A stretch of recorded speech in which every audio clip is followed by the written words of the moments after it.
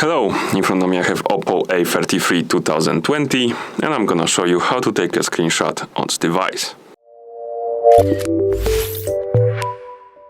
First, let's go to the screen we want to capture. For example, let's open the Chrome browser.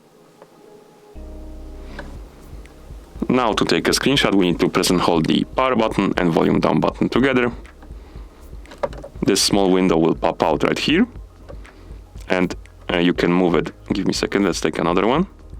We can move it up and down. If you move it up, you can take a scroll screenshot. And if you move it down, you can share it, basically. If you want to take a scroll screenshot, simply drag it up and then release it. It's gonna start scrolling on the screen. And after it reaches the bottom, it's gonna stop.